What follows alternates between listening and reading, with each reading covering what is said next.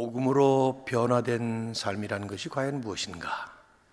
다른 말로 질문해 본다면 예수님을 믿기 전과 예수님을 믿은 후에 달라진 것이 뭔가? 이렇게 질문을 해볼 수 있을 겁니다. 바울이 이제 오늘 본문에서 다루고 있는 것이 그런 내용인데요. 결론부터 말씀을 간단히 드린다면 가치관이 달라진 삶이다. 가치관의 변화. 즉 과거에는 세상적인 가치관으로 살았다면 이제는 하나님의 말씀인 성경적 가치관으로 새롭게 사는, 과거에 그렇게 내게 소중하게 여겨지던 것들, 아주 자랑스러운 것들, 그런 것들이 예수님 때문에, 내가 받은 그 복음의 은혜 때문에 더 이상 그다지 그렇게 자랑스럽게 여겨지 않는 이 새로운 가치관의 변화, 아주 근본적으로 우리의 삶이 바뀐 것을 의미하는 것이죠. 오늘 본문을 보시면 우리 이제 중간에 잠깐 말씀을 읽었습니다만은 바울은 이제 그 얘기를 하기 위해서 먼저 자기 자신이 예수님을 만나기 전 그리스도를 모르던 그때 시절의 삶의 모습이 어떠했는지를, 그 당시에 자기가 자랑스러웠던 것들을 본문에서 얘기를 쭉 합니다. 4절, 5절, 6절에 쭉 얘기를 하죠. 선민의식으로 가득했던 유대인들에게 바울은 아주 골수 유대인이었습니다. 히브리파 중에 히브리 사람, 또 베냐민 지파, 이스라엘의 초대 왕이 사울 아니에요? 그 사울 왕의 후계란 말이죠. 우리식으로 얘기한다면 태조 이성계의 직속 후예, 이런 것들, 이제 바울의 출신이었어요. 학문적으로도 그 당시 최고의 문화라고 할 수 있는 가말리엘 밑에서 배웠습니다. 요즘식으로 또 표현한다면 하버드, 예일, 스탠포드 이런 데서 PhD 몇 개씩 받은 그런 수준이 되겠죠. 출신, 신분, 학문적인 배경, 사회적인 지위, 심지어는 율법의 기준으로 볼 때도 그는 흠 하나 잡을 데가 없는 사람이었습니다. 그 당시에 가장 사람들이 로망으로 생각했던 로마 시민권을 태어날 때부터 가지고 태어났으니까요. 사도행전에 보면 천부장이 그를 데려다가 한참 때리고 난 다음에 바울이 내가 로마 시민권자인데 이렇게 때리면 되느냐 그러니까, 나는 돈을 많이 주고 시민권을 샀는데 너는 어떻게 얻었냐 그랬더니 난 태어날 때부터 로마 시민권자였다. 그러니까 그 아버지 가 로마 시민권자였다는 것을 은근히 암시하는 말이죠. 세상적인 기준이나 가치 기준으로 볼 때 없는 것이 없는, 다 갖춘 그런 사람. 그래서 자랑할 것이 있다고 하면 나만큼 자랑할 것이 있겠나? 그래서 누구든 육체를 자랑할 사람이, 신뢰할 것이 있다면 한번 나와봐라, 나도 있다, 이런 얘기를 간단하게 얘기를 했어요. 그런데 이 모든 것들이 예수님을 만난 다음에 완전히 바뀐 것입니다. 우리가 읽은 7절부터 그렇게 시작이 되죠. 7절, 8절을 보면, 그러나 무엇이든지 내게 유익하던 것을 그리스도를 위하여 다 해로 여길 뿐더러, 이제는 그 유익했던 그것들이, 좋았던 것들이 지금은 오히려 해라는 거죠. 또한 모든 것을 해로 여기는 것은 내 주 예수 그리스도를 아는 지식이 가장 고상하기 때문이라. 그래서 내가 그를 위하여 이제는 모든 것을 다 잃어버리고 배설물로 여기는 것은 그리스도를 얻고자 합니다. 이렇게 설명을 합니다. 여기 이제 중요한 키워드가 그리스도를 아는 지식, 그것이 가장 고상하다, 이렇게 말하는 부분이에요. 그리스도를 아는 지식, knowing Christ라고 이 표현한 이 말, 안다 혹은 지식, 이런 명사나 혹은 안다라는 동사, 이게 다 이제 헬라의 그 기노스코, 거기 기노스코라는 말에서 이제 knowledge라는 우리말의 K자가 묵음 아니에요? 그렇게 나온 말인데, 이 말은 단순히 어떤 정보를 알고 있다 하는 것이 아닙니다. 나성 한인교회는 어디에 있는가, 어디 주소를 대면서 여기 있다, 이런 식의 어떤 정보를 내가 지식적으로 알고 있다 하는 말이 아닙니다. 그리스도를 안다, 예수 그리스도를 안다. 그 말은 그리스도가 이름이 뭐고 어디서 태어났고 그분이 얼마만큼 살았고 나이가 얼마고 키가 얼마고 이런 걸 안다는 게 아니에요. 이것은 아주 깊은 단계에서 긴밀한 관계 속에서 알고 있다, 이런 말입니다. 아마 여기서 저를 아는 사람이 몇이 될까 생각을 해봐요. 제 아내가 저를 알 겁니다. 왜냐하면 제 아내는 45년 동안 저하고 살았으니까요.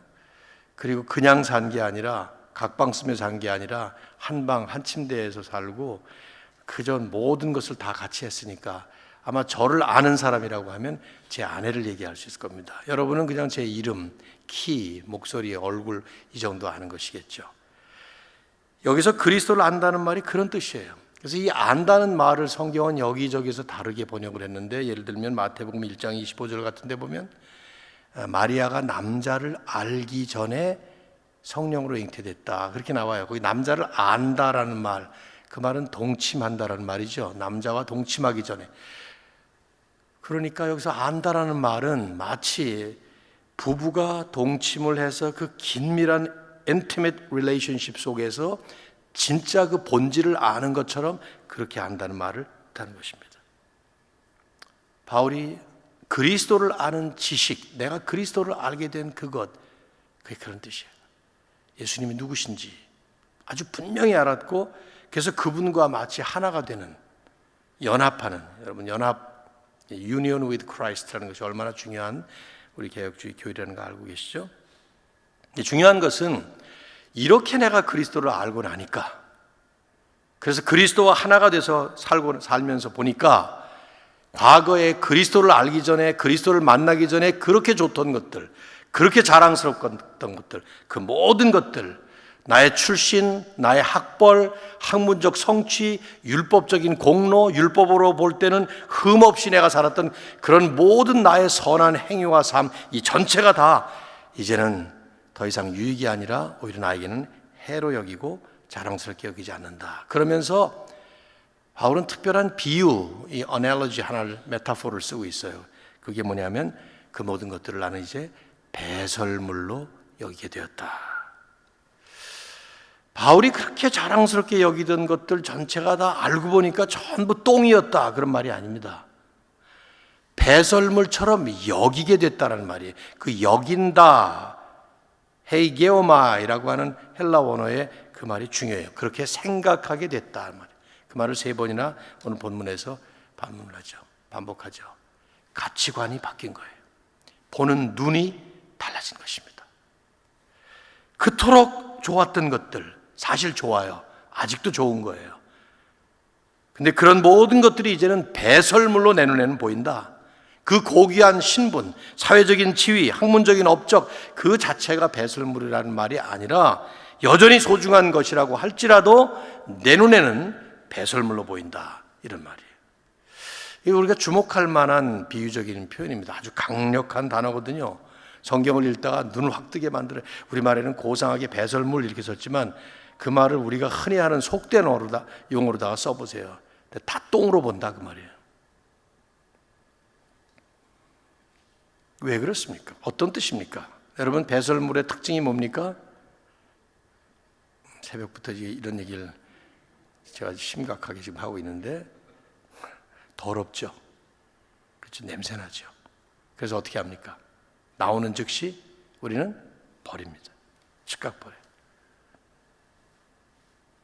내가 어느 날 배설을 했는데 그 배설물이 너무 색깔이 고와, 버리기가 아까워서 그걸 지플락에 넣어가지고 보관하는 사람이 있습니까? 완전히 미친 사람이죠. 어느 날 배설을 했는데 배설물이 너무 많아, 다 버리기 아까워서 그 중에 반만 버리고 반은 안 버리는 사람 있어요? 없죠. 왜 그래요? 배설물은 가치가 없습니다. 즉각 버립니다. 가치가 없다, 이 말이에요. 바울이 하는 말이 그 말이에요.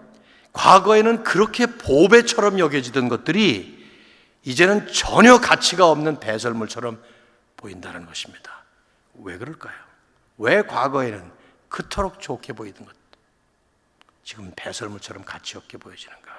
가치관이 바뀐 거예요. 어떻게 바뀌었습니까? 예수 그리스도라고 하는 가장 귀한 가치를 가진 예수 그리스도라고 하는 진짜 가치, true value, best value를 만났기 때문에 다른 것들이 아직도 가치가 있다 하더라도 그것들이 배설물로 여겨질 만큼 이 가치가 너무 소중한 가치인 것을 깨달아 알게 된 것입니다. 새벽이라 아직 해가 안 떴는데 이런 밤길을 만일에 간다고 하면 시골에 가로등도 없고 그렇다면 밤하늘에 떠 있는 달빛, 별빛 이런 것들이 큰 도움이 되죠. 그렇죠? 하지만 이제 동력 하늘에서 이제 해가 떠오르게 되면 그 태양빛에 압도되어서 달빛, 별빛은 보이지가 않습니다. 여전히 달이 떠 있어요. 별들도 떠 있습니다. 빛을 발하고 있습니다. 그러나 그 강렬한 태양빛 때문에 압도되어서 달빛, 별빛들은 완전히 사라져버리는 것처럼 있어요, 아직도. 근데 그렇게 되는 것과 똑같이 그리스도라고 하는 태양을 만나고 나니까 과거에 달빛처럼 보였던, 별빛처럼 찬란하게 보였던 그 모든 것들이 이제는 그리스도에 비교할 때 이게 비교가 되지 않는 진정한 가치, 가장 귀한 보배인 그리스도를 만난 다음에는 완전히 가치관이 변화가 된 것이죠. 복음으로 거듭난 삶이 뭐냐? 예수 믿는다는 게 뭐냐? 진정한 크리스찬, 트루 크리스찬으로 산다는 게 과연 뭐냐? 하고 질문을 한다면 우리는 이 바울의 이 비유를 통해서 정리해 볼 수 있어요. 예수 그리스도라는 가장 귀한 보배를 만났기 때문에 그분과 내가 하나가 되어서 그 가장 보배로우신 분의 그 삶이 내 삶으로 되었기 때문에 더 이상 과거에 그리스도 없이 내가 그렇게 소중히 여기던 모든 것들은 가치 없는 것처럼 이제는 보이게 됐다 하는 것입니다. 지금도 여전히 좋은 것일지 모르지만 돈, 지위, 명예, 학벌 이런 모든 것들 다 좋은 것들이지만 이제는 그다지 매력이 없어요. 어제 잠깐 말씀했던 팀 켈러 목사님이 우상들이라고 말했던 것들은 과거에는 남한테 인정받는 게 그렇게 좋았어요. 근데 이제는 그게 아무것도 아니에요. 과거에는 그렇게 안전하고 아주 평안한 삶을 사는 게 최고의 내 목적이었어요. 그래서 평생 은퇴하고 그렇게 살고 싶어서 죽도록 일을 했습니다. 그런데 예수님을 만나고 나니까 그게 별게 아니에요. 가난해도 별게 아니고 돈 많아도 별게 아니고 과거에는 내가 힘을 과시하는 그것 때문에 두고 봐라. 나도 이제 이런 지위에 오를 것이고 힘을 가지고 이런 것들이 내 삶의 목표처럼 살았는데 예수님 만나고 나니까 그게 아무것도 아니에요. 가치관이 바뀐 것입니다. 방금 불렀던 찬송 조지 베벌리 쉐어가 작곡한 자기 어머니 밀러 여사의 가사를 가지고 작곡한 것이죠. I'd rather have Jesus. 주 예수보다 더 귀한 것은 없네. 이 세상 부귀, 이 세상 명예, 이 세상 행복 그것들과 나는 바꿀 수 없다. 주 예수보다 더 귀한 것은 세상에 없다. 바울은 이제 여기서 그리스도가 왜 이런 최고의 보배냐, 그리스도를 알게 된 것이 왜 그토록 보배로운 삶이냐 하는 것에 대한 길고 장황한 이론적이고 신학적인 논리를 펼치지는 않아요. 아마 바울은 빌립보 교인들이 그 정도는 다 알고 있다라고 가정을 했던 것 같아요. 다만 그 진리를 이미 받아들인 교인들에게 챌린지하는 것입니다. 지금 당신들이 그 진리를 분명히 깨달았느냐? 그렇다면 당신들은 지금 어떻게 살고 있느냐? 가치관이 분명히 뿌리채 바뀌었느냐? 이 얘기를 묻는 것이죠. 복음으로, 진정 복음으로 거듭났다면, 진정 예수 그리스도를 당신의 구세주와 주인으로 믿고 있다면, 그렇다면 삶이 근본적으로 바뀌어야 되는데 정말 그렇게 바뀌었느냐? 그러면서 자신을 드는 거예요. 나는 바뀌었다. 나는 그리스도를 아는 지식이 너무 고상해서 그 supreme value 때문에 다른 것들은 가치 없게 그렇게 보여진다 말하는 거죠. 뭐 이 새벽에 길게 강해할 생각이 없습니다. 그냥 저는 좀 질문을 좀 해보고 싶은 거예요. 고린도 후서 4장 4절을 보면 이런 말씀이 있어요. 이 세상의 신이 믿지 아니하는 자들의 마음을 혼미하게 하여, 거기 이 세상의 신이라고 표현된 그 말, The God of this world, 이런 표현, 이게 누굴까 생각해 볼 필요가 있는데, 이렇게 말씀해 바울은 다른 서신에서 고린도 후서 4장 4절에서 이 세상의 신이 이 믿지 않는 세상 사람들의 마음을 혼미하게 하여 그리스도의 영광의 복음의 광채가 비치지 못하게 하고 있다. 왜 세상 사람들은 믿지를 못하는가? 왜 세상 사람들은 복음의 광채를 보지 못하고 예수님의 광채를 보지 못하는가? 그것은 이 세상의 신이 그들의 마음을 혼미하게 하고 있기 때문이다, 이런 말을 해요. 이걸 이제 우리 그리스도인들에게 적용을 한다면, 우리가 예수 믿고 나도, 복음을 알고 나도 자칫하면 이 세상의 신에게 마음을 뺏겨서 결국은 복음의 광채, 그 영광스러운 그리스도의 광채를 보지 못할 수 있다, 이 말이에요. 그리스도의 그 보배로운 삶의 가치를 못 볼 수 있다는 말이에요. 누구 때문에? 뭐 때문에? 세상의 신이 우리의 마음을 혼미하게 하기 때문에. 여기 세상의 신이 누구냐? 여기에 대해서 신학자들이 많은 논란을 하는데, 뭐 어떤 사람들은 사탄이라고 말하기도 하지만 성경이 사탄을 얘기할 때는 사탄 혹은 마귀라고 아주 분명하게 지적을 합니다. Devil or Satan 이렇게 말해요. 그래서 여기 이 세상의 신이라는 것은 사탄이 부리는 이 세상에서 신적인 영향력을 발휘하는 그 모든 것들, 흔히 말하는 우상이라고 말할 수 있죠. 뭐가 있을까요? 외모, 학벌, 우리 한국 사람들에게 강력한 힘을 발휘하는. 한국은 최고의 한국의 종교는 기독교도 아니고 천주교도 아니고 불교도 아니고 대학교라는 사실을 아시죠? 11월 둘째 목요일이나 첫 번째 목요일에 항상 수능고사가 펼쳐지고 있는데, 25년째 수능고사를 치를 때에 그 듣기평가 시간이 있어요. 듣기평가 시간 앞에다 녹음기를 틀어놓고 아이들이 듣는 것은 언어 영역이에요. 그걸 잘 듣고 뭐 listening comprehension 같은 거 시험 보는 것이죠. 그러니까 그걸 잘 들어야 되는데 소음이 나면 안 들리잖아요. 그래서 그 듣기평가하는 그 시간, 그때에 대한민국은 쥐 죽은 듯이 조용해집니다. 비행기가 못 뜹니다. 착륙을 못 합니다. 3마일 밖으로 다 나가야 됩니다. 군사훈련 못 합니다. 총 못 쏴요. 저는 김정일이가 한국을 남침한다면 그날은 정해져 있다고 생각해. 수능고사 보는 날 듣기평가할 때 내려오면 돼요. 비행기가 못 떠요. 총 못 쏴요. 세상에 이런 나라가 어디 있어요? 대학교가 최고의 힘을 가진 종교가 되어 있는 대한민국. 그러니 학벌, 분명히 대한민국의 신이에요. 신. 여러 가지가 있을 수 있겠지만 저는 예수님께서 하신 말씀이 기억나요. 너희는 하나님과 재물을 겸하여 섬길 수 없다. 하나님과 견줄 만한 버금가는 신적인 존재, 돈.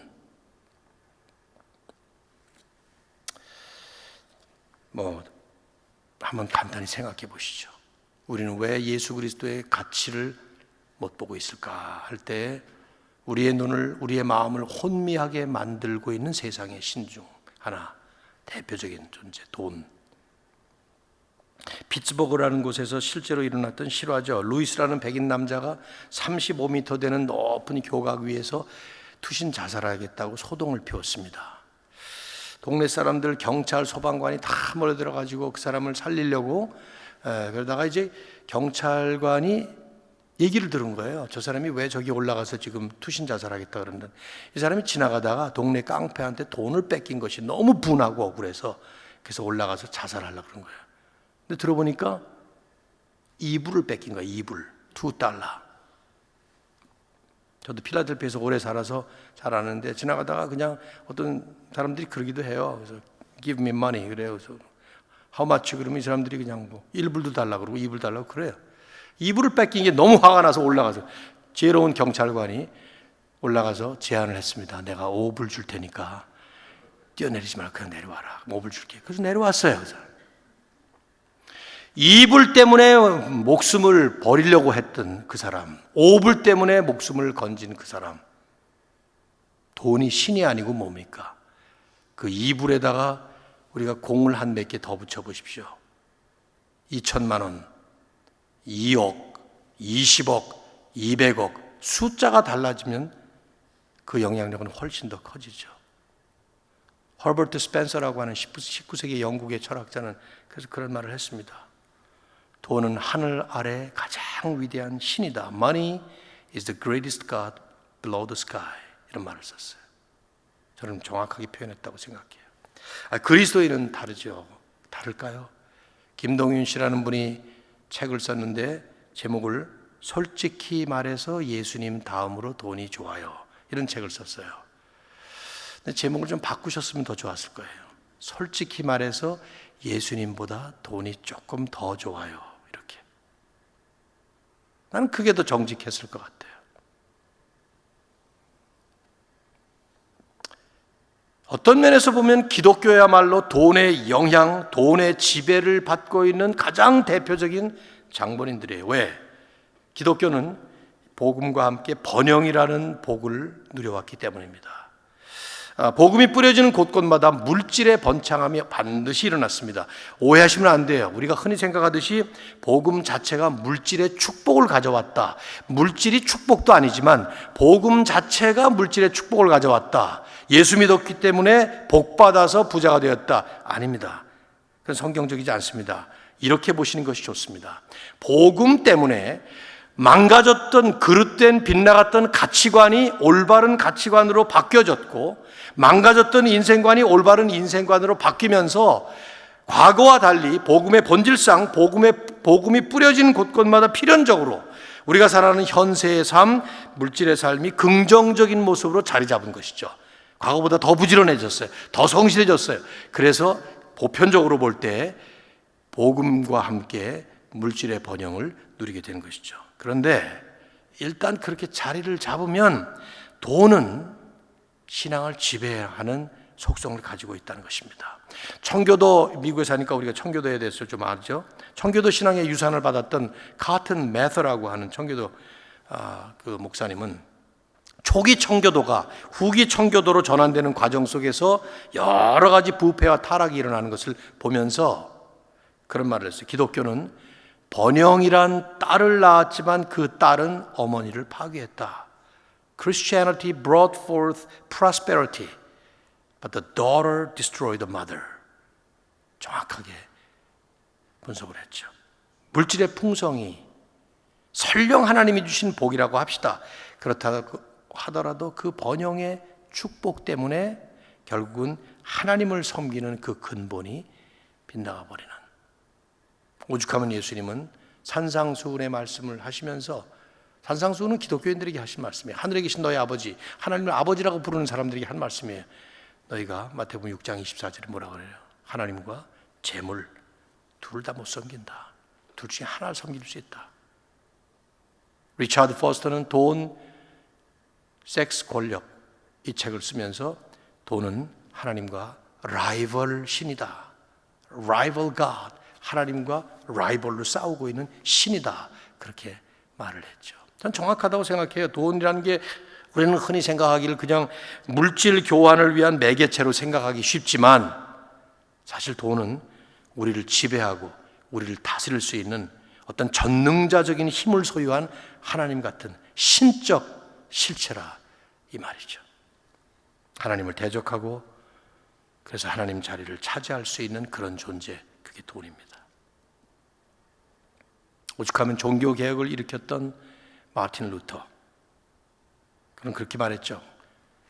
진정한 개혁이 일어나려면 가슴의 회심, 정신의 회심, 그리고 돈지갑의 회심, 이 세 가지가 일어나야 된다. 그 참 탁월한 기독교 교리를 펼쳤던 이 교리의 대가인 사람이 했던 말이에요. 회개라고 하는 중요한 그 교리를 설명하면서 가슴의 회심, 정신의 회심, 돈지갑의 회심, 무슨 말이겠습니까? 삶의 변화인데 그 삶의 가장 중요한 돈 문제는 그 어떤 것보다도 신앙생활에 직결되는 일이고 신앙이 가장 아주 정직하게 반영되는 현실적인 과제입니다. 그래서 교회에서 돈 얘기가 어려운 거예요. 제가 모르면 몰라도 우리 신 목사님도 돈 얘기 잘 안 하실 거예요. 목사들 되게 그래요. 어렵습니다. 돈 얘기하는 것은. 성도들이 불편해하는 것을 알기 때문에 그래요. 웬만한 경우에 우리 기도합시다. 그럼 열심히 기도합니다. 근데 봉사합시다. 그럼 열심히 봉사하세요. 그런데 돈 냅시다. 그러면 별로 반응이 없습니다. 오히려 역반응이 일어날 경우가 많아요. 네. 여러분, 우리는 질문할 필요가 있어요. 진지하게. 나의 진정한 최고의 가치는 무엇일까? 과연 예수 그리스도가 나에게 최고의 가치인가? 말로는 우리가 다 그렇게 고백할 겁니다. 주님 한 분만으로 나는 만족해. 노래하잖아요. 나는 그 노래도 바꿨으면 좋겠어요. 솔직히 주님 한 분만으로 나는 부족해. 그리고 회개하는 거죠. 그 찬양할 때마다. 우리는 하나님의 자녀로, 천국 백성으로 부름받았습니다. 그렇다면 그 정체성을, 첫날 제가 그 설교했잖아요. 그 정체성을 가지고 답게 살아야 되는데, 만일의 삶이 그것이 아니라면 과연 무엇일까? 내셔널 지오그래피, 과거에 제가 많이 봤던, 제가 재밌게 봤는데요. 거기서 사자가 밀림의 왕이라고 하지만 사자가 코끼리 똥을 먹고 삽니다. 아시나요, 여러분? 아마 가끔씩 이게 비타민도 필요하고 채식도 좀 필요했는지, 그러면 그냥 풀을 뜯어 먹으면 될 텐데 이놈이 코끼리가 싸놓은 똥을 가끔 먹어요. 근데 그걸 보고는 얘가 밀림의 왕인가? 진짜 코끼리 똥 먹고 사는 놈이 어떻게 밀림의 왕입니까? 정체성이 하나님의 나라의 하나님의 백성이고 천국 백성인데 배설물로 여겨야 될 그것을 최고의 가치로 여기고 산다면 과연 우리는 누구인가? 질문을 다시 해봐야 되겠죠. 그렇다고 하나님이 우리를 버릴 분은 절대로 아니에요. 안타까울 뿐이겠죠. 그래서 바울은 말합니다. 자기의 예를 들어 말아요. 10절 이하에 보면 나는 이제 그리스도와 그 부활의 권능과 그 고난에 참여하는 것을 진짜 알기 위해서 그의 죽으심을 본받고 어떻게 해서든지 죽은 자 가운데에서 부활에 이르려 한다. 그 완성을 향해서 가겠다는 거예요. 그러면서 12절에 보면 나는 아직 얻은 것도 아니요 이룬 것도 아니라 오직 그리스도께 잡힌 바 된 그것, 그게 뭐겠습니까? 그리스도와 하나가 됐다는 얘기예요. 그리스도가 나를 붙잡아 주셨다는 얘기죠. 그것을 잡으려고 나는 달려간다. 그래서 오직 한 일, 여기 13절에 보면 only one thing, 하나, 뒤에 것은 잊어버리고 앞에 있는 것을 잡으려고 표대를 향하여 그리스도 예수 안에서 하나님이 위에서 부르신 그 부름을 향해서 달려간다. 여기 부르심의 상을 위해 달려간다 해서 상자가 강조되어 있는데 결과적으로 상이 주어진다는 말이니까요. 그리스도께서 우리를 부르신 것은 이 세상의 배설물처럼 여겨져야 될 것을 보배로 여기는 착각의 삶을 사는 것이 아니라 진정한 보배이시고 최고의 보배이신 그리스도를 바라보면서 그 그리스도와 하나가 되어서 그리스도를 닮아가면서 그 나중에 주님 앞에 하나님 앞에 섰을 때는 하나님이 더 이상 죄인이었던 김태곤이 아니라 그리스도로 변화되어 있는 내 모습을 보시면서 껴안아 주시는 바울은 그 얘기를 하는 것이죠. 그래서 그것이 나의 표대다. Toward the goal. goal이다. 삶의 목표다. 예수 믿고 복음의 은혜를 받고 이제 남은 인생을 살아가는 사람들의 삶의 분명한 모습을 이렇게 그려주고 있습니다. 사랑하는 성도 여러분, 오늘 이 아침에 많은 기도의 제목이 있으시겠죠. 돈이 부족하면 돈을 달라고 기도해야 될 겁니다. 건강이 어려우면 건강 회복해 달라고 기도해야 될 겁니다. 하나님은 다 하실 수 있어요. 모든 것 다. 그리고 여러분에게 필요한 모든 것들 하나님께 다 구하면 자비로우신 하나님, 하나님의 뜻에 합당하게 때에 맞춰서 주실 것입니다. 근데 우리가 더 근원적으로 간구해야 될 기도는 하나님, 내 눈에 그리스도의 최고이심, 최고의 보배이신 그리스도가 정말 그렇게 늘 보이게 해 주옵소서. 이 세상의 신이 내 마음을 혼미하게 해서 그 영광스러운 복음의 광채를 잃어버린 일이 없도록 태양이 떴는데 여전히 달빛, 별빛을 찾아다니는 허망한 삶을 살지 않도록 하나님 내 눈을 밝히 열어 주시옵소서. 믿음의 주여 온전케 하시는 이인 예수를 바라보자. Let us fix our eyes on Jesus. 그 기도를 하시면서 정말 그리스도의 보배이신 것을 우리의 생각이나 입술의 고백으로 끝나는 게 아니라 남은 생애 전체를 하나님이 이끌어 가시도록 그렇게 기도하시고 또 여러분의 각자 기도를 하시면 좋겠습니다. 제가 기도하겠습니다.